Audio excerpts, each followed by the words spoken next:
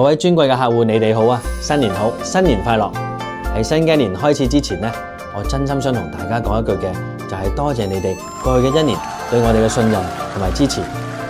無論喺保險規劃啦，定係投資同埋財富嘅安排上面呢，你哋都願意將自己啊、屋企人啊，甚至生意夥伴未來嘅計劃呢，都交俾我哋嘅團隊。對我嚟講呢，呢份真係好大嘅信任，亦都係我嘅榮幸。我嘅每一位客人啦，你哋嘅每一個決定，都提醒住我哋要更加用心、更加專業同埋更加審慎。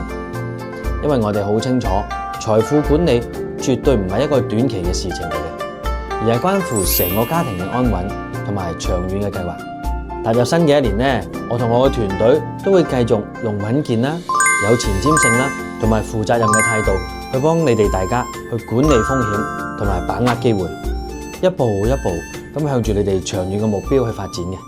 最後呢，喺呢度祝大家同埋你哋嘅屋企人新年快樂，身體健康，事事順利，財源滾滾。好期待新嘅一年呢，繼續成為你哋可以信賴嘅夥伴，我哋一齊向前。喺度多謝大家，新年進步。